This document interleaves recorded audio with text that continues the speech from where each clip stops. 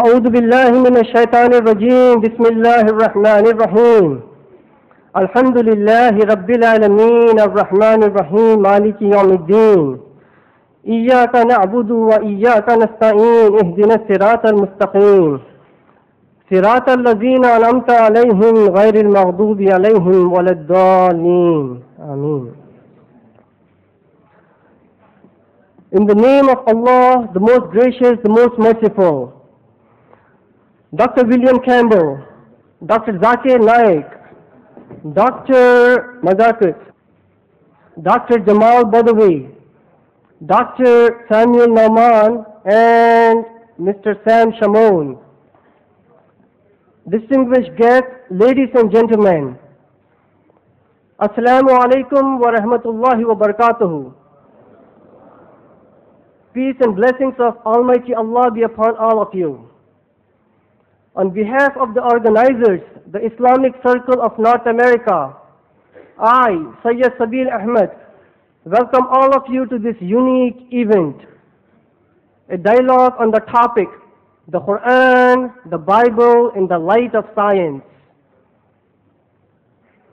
Again, on behalf of Dr. Campbell, Dr. Zakir Naik, Islamic Circle of North America, this dialogue is being held in a spirit of friendship, understanding each other's viewpoints. A brief introduction of ICNA's activities, Islamic Circle of North America. The goals of Islamic Circle of North America are to motivate Muslims to perform their duty of being witnesses unto mankind, offering educational, training opportunities to increase the Islamic knowledge and to enhance the character. ICNA is also active in opposing immorality and oppression of all forms, supporting efforts for socio-economic justice, civil liberties in the society, strengthening the bond of humanity by serving all those in need anywhere in the world, with special focus on our neighborhood across North America. For today's unique dialogue, the two main moderators are Dr. Muhammad Naik, representing Dr. Zakir Naik, and Dr. Samuel Nauman, representing Dr. William Campbell. It is my duty to ensure a fair and proper conduct of this meeting. Therefore, we request our speakers as well as the audience to maintain due decorum for a healthy dialogue. With that, I would request Dr. Samuel Nauman to give the introduction of Dr. William Campbell. Assalamu alaikum. Thank you, Brother Sabil Ahmed. It's a pleasure and honor to be here with you this evening. And first of all, I myself, with a group of our brothers and sisters from the Christian background, really like to thank the Islamic Circle of North America and the local people who have organized this unique event. They have done a great job. They have worked very hard. And now we have come to the last moment to be here. Dr. William Campbell did his medical work in Cleveland, Ohio at Case Western Reserve University. He worked for 20 years in Morocco, where he learned Arabic. After 7 years in Tunisia, he wrote his book, Answering Dr. Maurice Bucaille's. He is a convinced Christian who likes to explain the Injil or the Gospel to everyone. At age 74, Dr. Campbell is retired with 10 grandchildren. And we are really thankful and we are really happy to be here with you tonight. Thank you.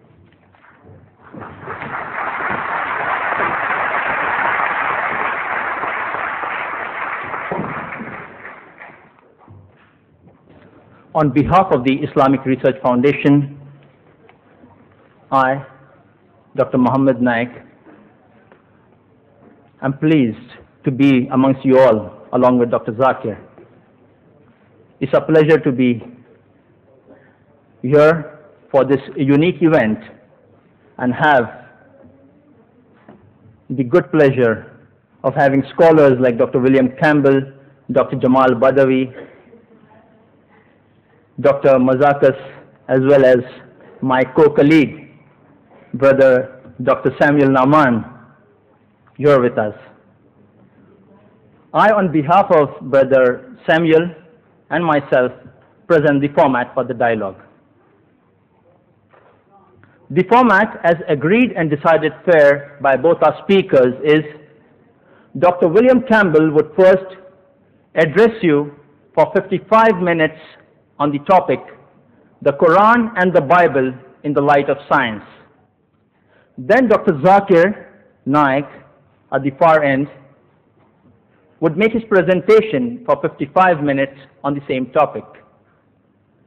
This would be followed by a response session in which Dr. Campbell would respond to the matter presented by Dr. Zakir for 25 minutes, followed by Dr. Zakir too responding for 25 minutes to the matter presented by Dr. Campbell. Lastly, we would have the open question and answer session in which the audience may pose questions to each speaker alternately on the question mics provided in the auditorium. After the mics questions are handled, we would allow questions on index cards to be provided by volunteers in the aisles and in the order selected at random by the coordinators and the advisors to each of the speakers. Ladies and gentlemen, to address you today, Dr. William Campbell.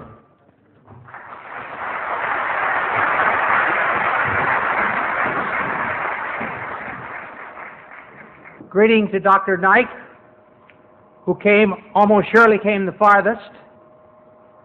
Greeting to Sabil Ahmed and Mohammed Naik. And greeting to the organizing committee.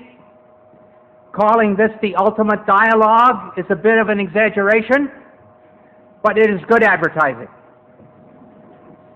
And greetings to you, the audience. I'd like to also bring greetings in the name of Yahweh, or better known as Jehovah, the great Creator God who loves us. I wish to start by speaking about words. Tonight we are going to speak about the words of the Bible and the words of the Koran. The scholars of modern linguistics tell us a word, a phrase, or sentence means what it meant to the speaker and the person or crowd of people listening. In the case of the Koran, what it meant to Muhammad and those listening to him.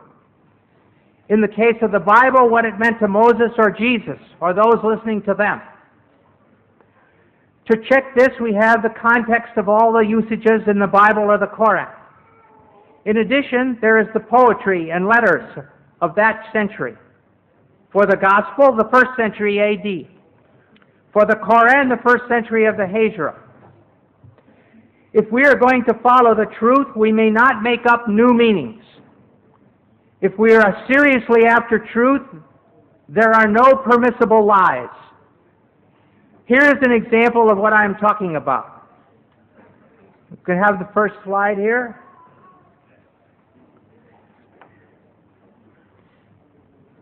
This is talking about two dictionaries that I have in my home, one from 1951 and 1991. In these two dictionaries, the first meaning, pig, a young swine of either sex, is the same. The second meaning, any swine or hog, any wild or domestic swine, it's the same. Third, the flesh of swine, pork, is the same. Then the meaning, a person or animal of piggish habits, it's the same. A person who is gluttonous. And down here, pouring metal into a pig for pig iron is the same. But over here is a new meaning, a police officer. You call police officers pigs. All right, the question is, in the Torah it says you can't eat pigs. Well, can I turn around and say, oh yes, that means police officers, you can't eat police officers? Of course not. In the Koran, Allah says can't eat pigs. Can I translate it, can't eat police officers? No. It's wrong. It would be stupid. It would be lying, actually. Muhammad did not mean police officers. Moses did not mean police officers. We may not have any new meanings. We must use the meanings known in the 1st century A.D. for the Bible, or that is for the Gospel, and the 1st century of the Hijra for the Quran. Now let us look at what the Quran says about embryology. Oh, sorry, got the wrong thing.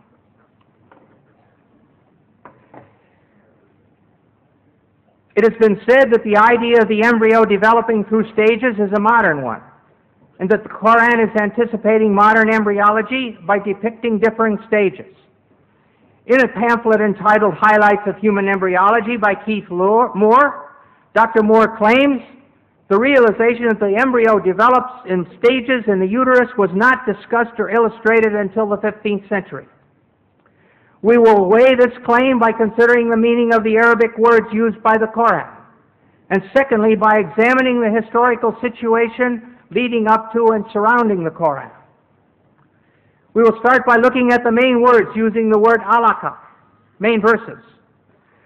The Arabic word alaka in the singular, or alaq as the collective plural, is used 6 times.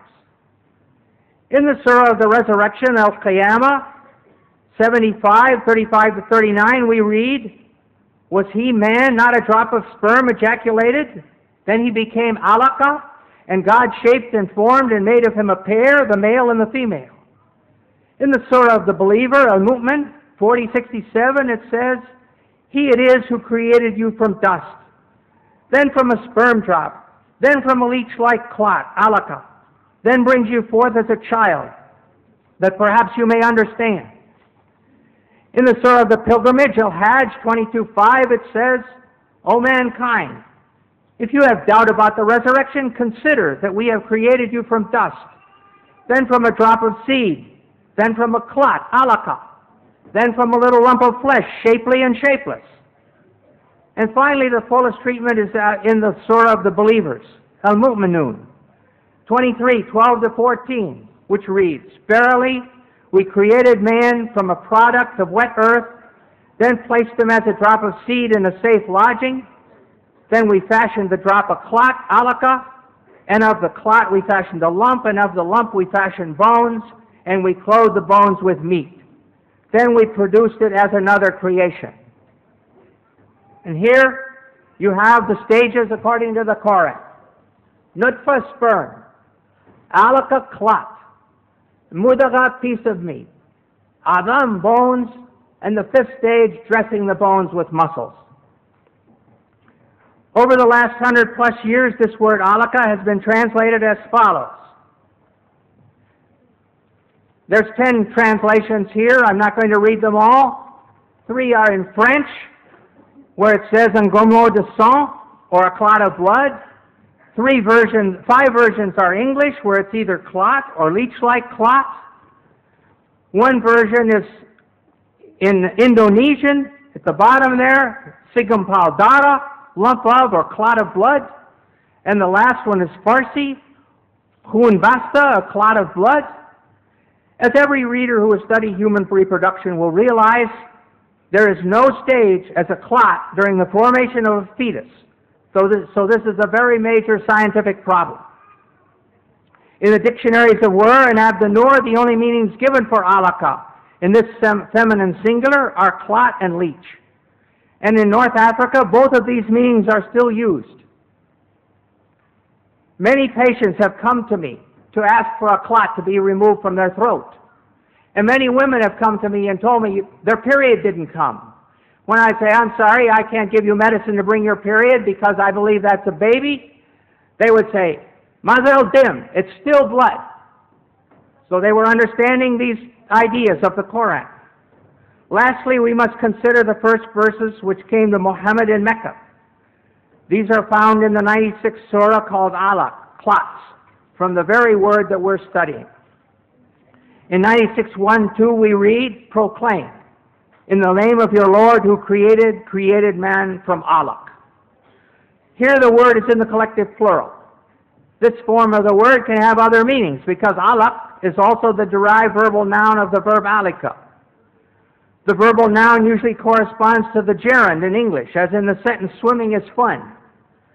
Therefore, we could expect it to mean hanging or clinging or adhering. But the 10 translators listed above have all used clot or congealed blood in this verse too. In spite of the number and qualifications of these translators who use the word clot, the French Dr. Maurice Bucaille has sharp words for them. He writes, "What is more likely to mislead the inquiring reader is once again the problem of vocabulary. The majority of translations describe, for example, man's formation from a blood clot. A statement of this kind is totally unacceptable to scientists specializing in the field. This shows how great the importance of an association between linguistic and scientific knowledge is when it comes to grasping the meaning of Quranic statements on reproduction." Put in other words, Bucaille is saying, nobody has translated the Quran correctly until I, Dr. Bucaille, came along. How does Dr. Bucaille think that it should be translated? He proposes that instead of clot, the word alaka should be translated as something which clings, which would refer to the fetus being attached to the uterus through the placenta. But as all you ladies who've been pregnant know, the thing which clings doesn't stop its clinging to become chewed meat. It keeps on being the thing which clings, which is attached by the placenta for 8.5 months. Thirdly, these verses say that the chewed meat becomes bones, and then the bones are covered with muscle. They give the impression that first the skeleton is formed, and then it is clothed with flesh, and Dr. Bucaille knows perfectly well that this is not true.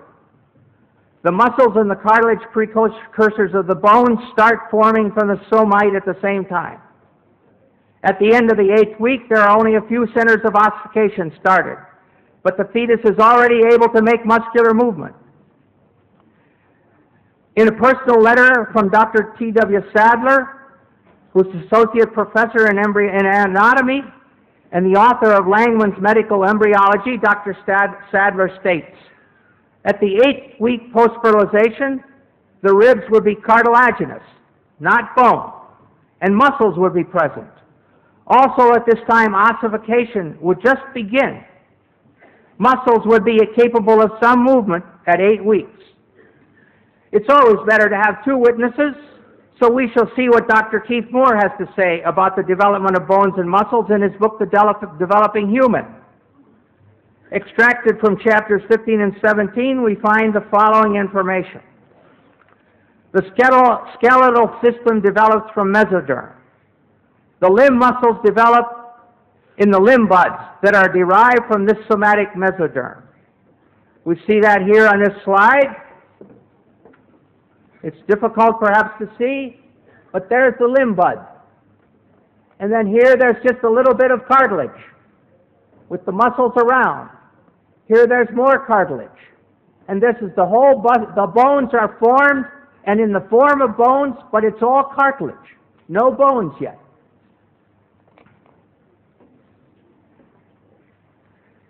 This second slide shows how it forms. Here's the cartilage. Now, just the bone looks like cartilage.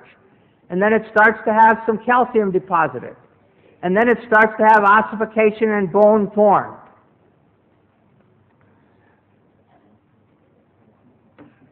As the bone models form, I want to go back to this. As the bone models form, myoblasts develop a large muscle mass in each limb bud, separating into extensor and flexor muscles. In other words, the limb muscles develop simultaneously from the mesenchyme surrounding the developing bones. So there's the cartilage, and here are the muscles developing around the cartilage.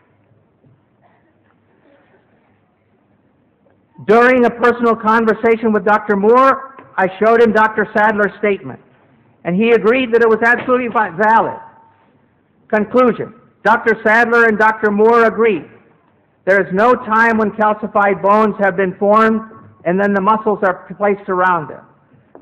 The muscles are there several weeks before there are calcified bones, rather than being added around previously formed bones as the Quran states. The Quran is in complete error here. The problems are far from being solved. Let us fully return to alaka. Dr. Moore also has a suggestion. He says another verse in the Quran refers to the leech-like appearance and the chewed-like stages of human development. From this definition, Dr. Moore has gone ahead to propose that a 23-day embryo, 3 millimeters long, that's 1/8 of an inch. I can hardly put my fingers that close together without touching. This is Carnegie Stage 10, shown on the inside cover of Moore's book.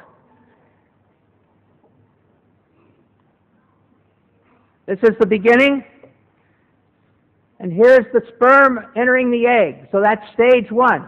Comes down here to stage 6 in the 2nd week. And here's the 3rd week. And there's stage 10, and here's day 23.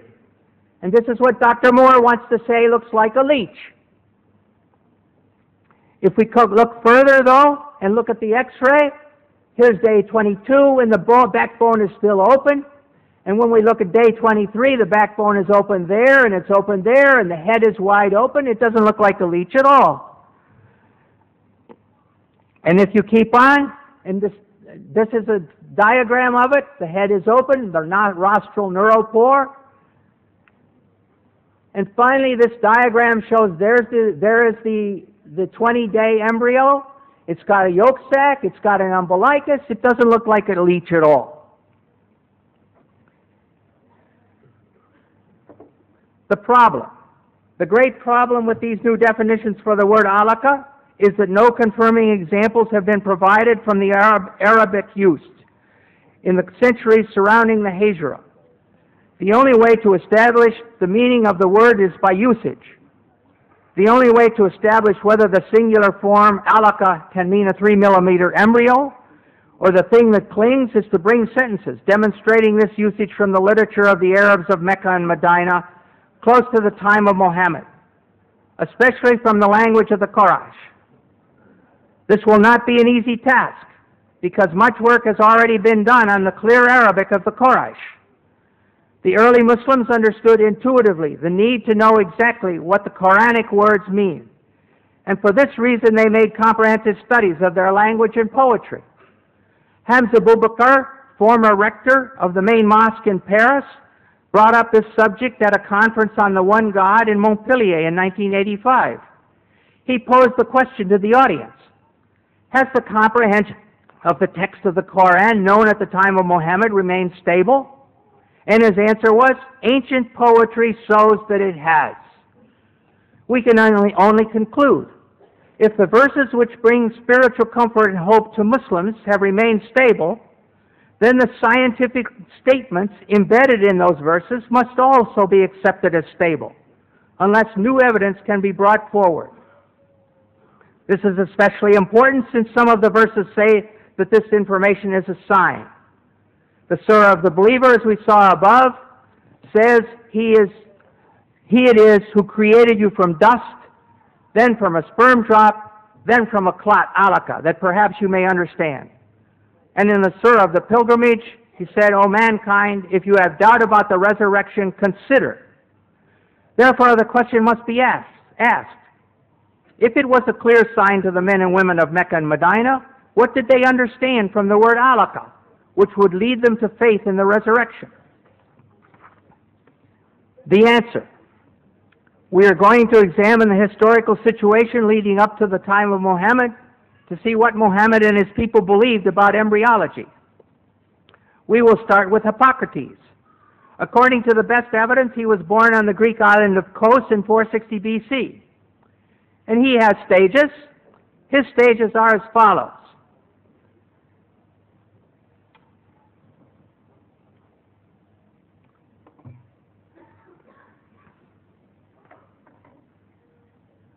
The sperm is a product which comes from the whole body of each parent. Weak sperm coming from the weak parts, and strong sperm from the strong parts. Then he goes ahead and talks about the coagulation of the mother's blood. The seed, embryo, then is contained in the membrane. Moreover, it grows because of its mother's blood, which descends to the womb. For once a woman conceives, she ceases to menstruate. Then about flesh, He says at this stage, with the descent and coagulation of the mother's blood, flesh begins to be formed with the umbilicus. And lastly, bones, he says, as the flesh grows, it is formed into distinct members by breath. The bones grow hard and send out branches like a tree. Next, we will look at Aristotle. In his book on the generation of animals, sometime about 350 BC, he gives his stages of embryology. And he talks about first semen and menstrual blood, or catamenia. In this section, Aristotle speaks of the male semen as being in a pure state. It follows that what the female would contribute to the semen of the male would be material for the semen to work on. In other words, the semen clots the menstrual blood. Then he goes to flesh. He says nature forms this from the purest material, the flesh. And from the residue thereof it forms bones. And lastly, around the bones, and attached to them by thin fibrous bands, grow the fleshly parts. Clearly, the Quran follows this exactly. Sperm clotting the menstrual blood, which forms meat, then the bones are formed, and lastly, around about the bones grow the fleshly parts. Next, we will consider Indian medicine. The opinion of Charaka in 123 AD and Susruta is that both the male and female contributed seed. The secretion of the male is called the sukra, semen. The secretion of the woman is called artava, or sanita, blood. And it is derived from the blood by way of food, by way of blood. Here we see that in the medicine of India, they too had the idea that the child was formed from semen and blood. Now we shall look at Galen. Galen was born in 131 AD in Pergamum, modern Bergama in Turkey. Galen says, on semen, the substance from which the fetus is formed is not merely menstrual blood, as Aristotle maintained, but menstrual blood plus the two semens. The Quran agrees with Galen here when it says in Surah 76:2, "We created man from a drop of mingled sperm." Now we'll look at the Galen stages. Galen also taught that the embryo developed in stages. The first is that in which the form of the semen prevails. The next stage is when it has been filled with blood, and heart and brain and liver are still unarticulated and unshaped. This is the period that Hippocrates called fetus. The Quranic Surah 22:5 reflects this saying. Then out of a morsel of flesh, partly formed and partly unformed. And now the third period of gestation has come. Nature caused flesh to grow on and around all the bones. We saw above that the Quran agrees with this. In Surah 23:14, where it says, "And we clothe the bones with meat." The fourth and final period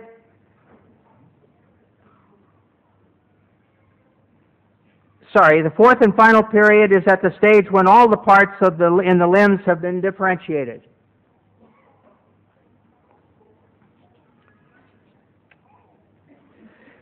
Galen was so important in medicine that just about the time of the Hijra, 4 leading medical men in Alexandria, Egypt, decided to form a medical school, using 16 books of Galen as the basis of the studies. This continued up to and including the 13th century. We must now ask ourselves, what was the political, economic, and medical situation in Arabia at the time of Muhammad?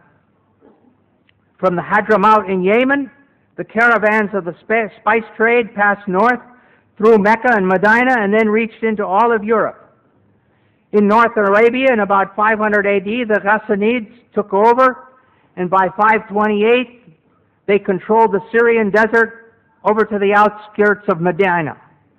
Syriac, a form of Aramaic related to Arabic, was their official language. As early as 463, the Jews translated the Torah and Old Testament from Hebrew into Syriac. The British Museum has a copy.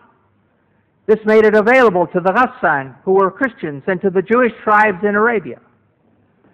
During this time, Sergius al-Rasaini, who died in Constantinople in 536, one of the earliest and greatest translators from Greek into Syriac, translated various works on medicine, including 26 works of Galen. This made them available in the kingdom of Khosrow I in Persia and to the Ghassan tribe whose influence extended to the outskirts of Medina. Khosrow I, Arabic Kisra, king of Persia, was known as Khosrow the Great. His troops conquered areas as far away as Yemen, and he also loved learning and started several schools. The school of Jundi Shapur became, during Khosrow I's long reign of 48 years, the greatest intellectual center of the time. Within its walls, Greek, Jewish, Nestorian, Persian, and Hindu thought and experience were freely exchanged. Teaching was done largely in Syriac, from Syriac translations of Greek texts. This meant that Aristotle, Hippocrates, and Galen were readily available when the medical school at Jundi Shapur was operating during his reign. The next step was that the conquering Arabs compelled the Nestorians to translate their Syriac texts of Greek medicine into Arabic. The translation from Syriac to Arabic was easy, as the two languages had the same grammar.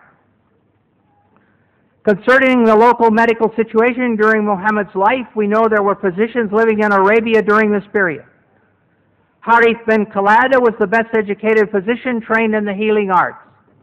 He was born about the middle of the 6th century at Taif, in the tribe of Bani Thaqif.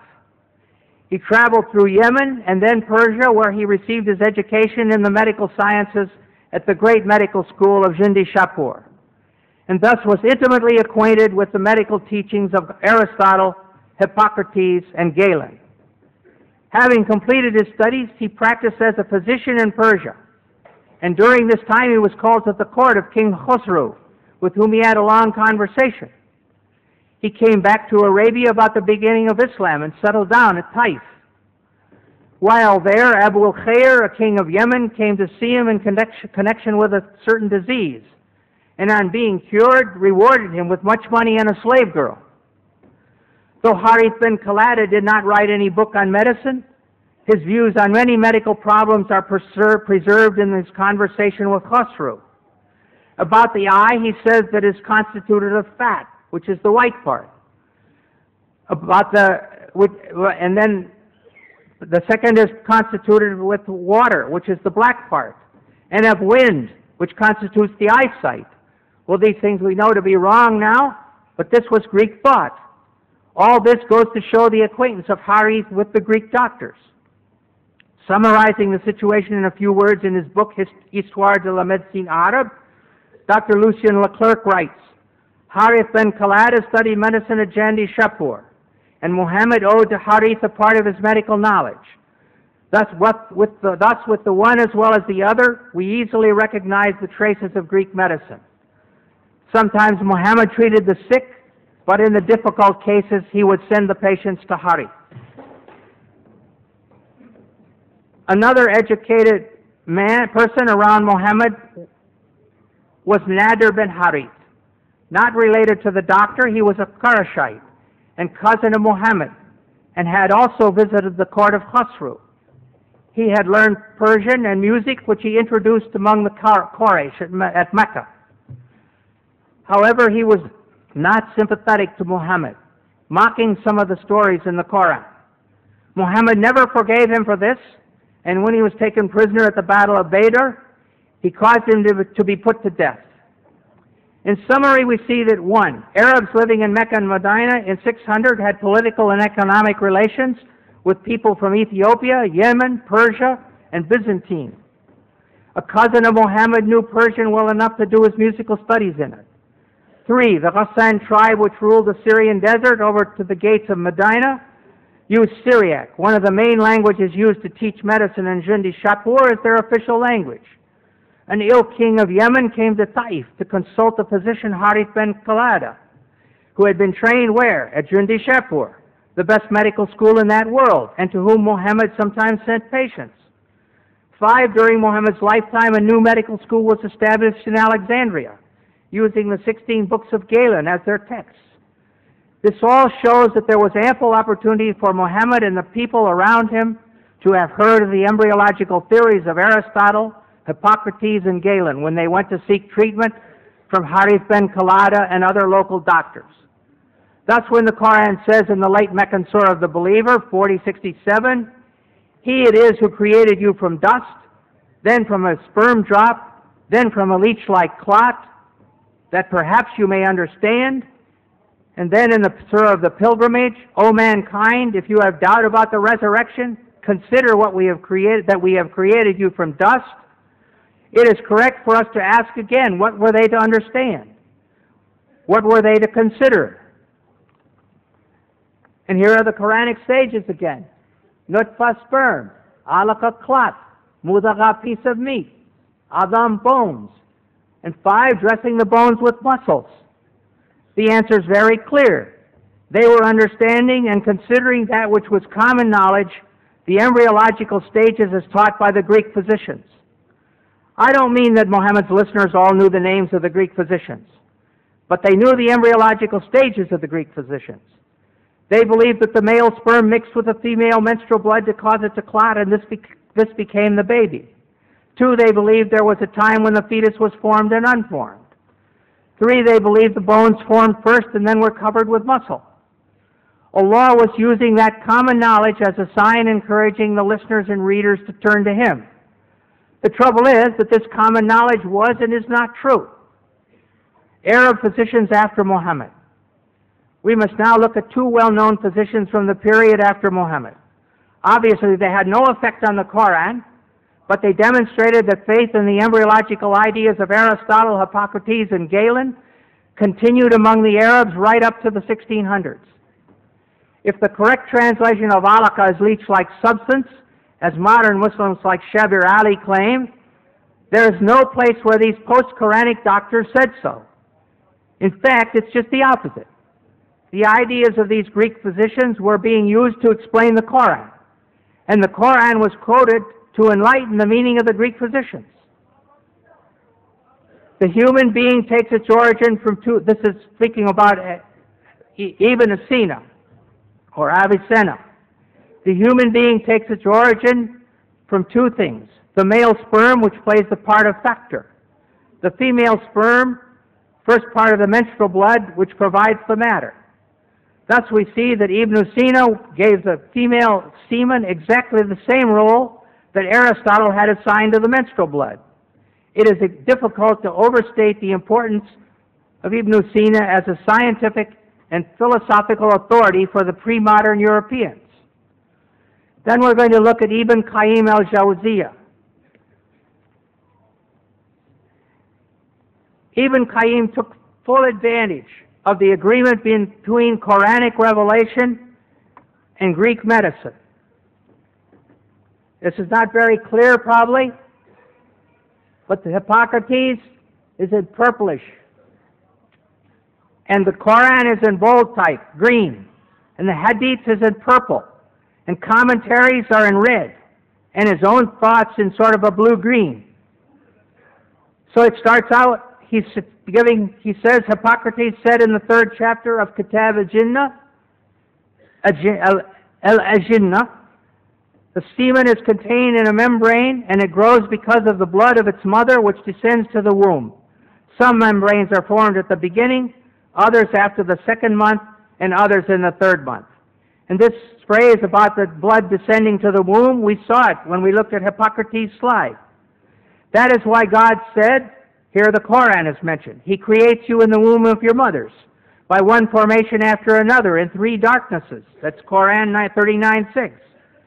Then He gives His own ideas. Since each of these membranes has its own darkness, when God mentioned the stages of creation and transformation from one state to another, He also mentioned the darknesses of the membranes. Most commentators explain, and here are the words of the commentators, it is the darkness of the belly, and the darkness of the womb, and the darkness of the placenta. In a second example, we read, Hippocrates said, the mouth opens up spontaneously, and the nose and ears are formed from the flesh. The ears are opened, and the eyes, which are filled with a clear liquid. The prophet used to say, I worship Him who made my face and formed it and opened my hearing and eyesight, and so forth. Here we look at Hippocrates again. And there in the second stage is the same thing we just read. Ibn al-Qayyim is quoting Hippocrates and speaks of the mother's blood descends around the membrane. He could do this, as we have seen, because the educated people of Muhammad's time were familiar with Greek medicine. However, what is important for us here today to realize is that there is no place where the Quran corrected Greek medicine. There is no place where Ibn Qayyim was shouting, "Hey, you guys, you've got this all wrong. The correct meaning of alaka is that which clings or leech-like substance." On the contrary, Ibn Qayyim was demonstrating the agreement between the Quran and the Greek medicine, their agreement in error. A final witness is the commentary of Baidawi in 1200 AD. Here we have the commentary, we have the Quran here, we have his commentary, and here it's been translated, and he says, then from alaka, a piece of solid blood is his explanation of alaka. Alaka is underlined, that's from the Quran. And here's his explanation, a piece of solid blood. Then he goes on, then from a piece of meat, from the Quran. A piece of meat originally as much as can be chewed, and so forth.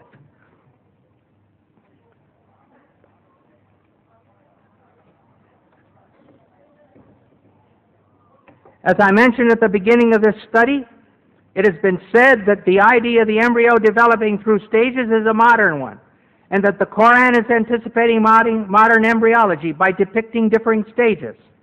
Yet we have seen that Aristotle, Hippocrates, the Indians, and Galen have all discussed the stages of embryological development during the 1,000 years before the Quran. And after the coming of the Quran, the account of the different stages, as described by the Quran and the Greek doctors, was carried on in the teachings of Avicenna and Ibn Qayyim, and is essentially the same as that taught by Galen and those preceding him.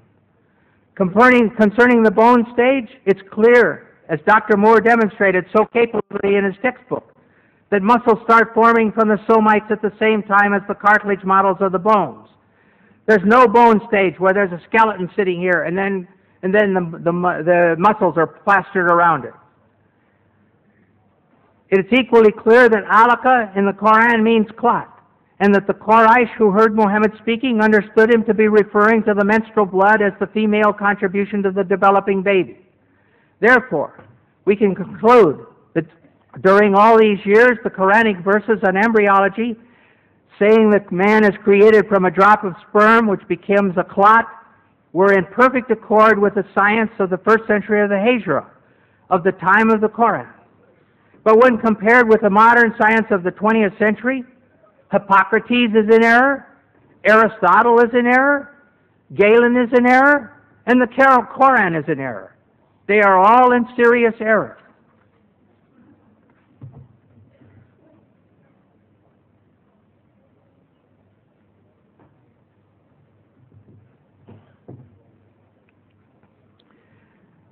Now we're going to look at a little bit about moonlight.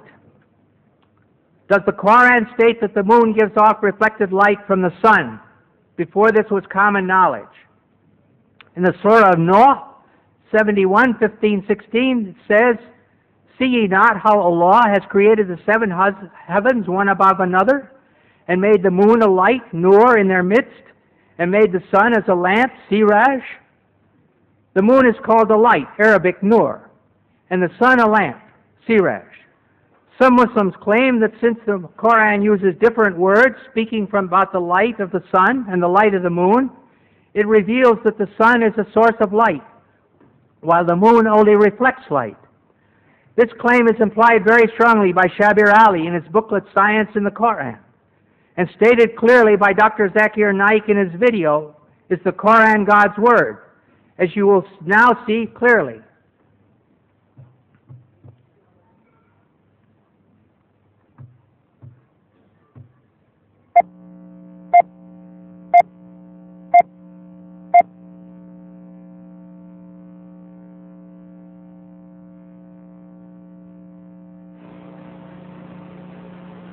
The light that we have, the light that we obtain from the moon, where does it come from?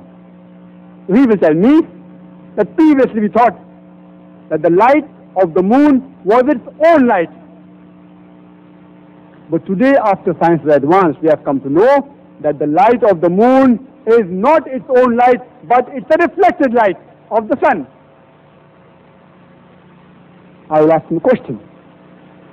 That it is mentioned in the Quran, in Surah Al-Furqan, chapter number 25, verse number 61. Blessed is he who has created the constellations and placed therein a lamp and a moon which has reflected light. The Arabic word for moon is qamar, and the light described there is munir, which is borrowed light, or nur, which is a reflection of light. The Quran mentions that the light of the moon is reflected light. You say you discovered it today. How come it's mentioned in the Quran 1400 years ago? We will pause for a time. You won't reply immediately, and then may say, maybe it's a fluke.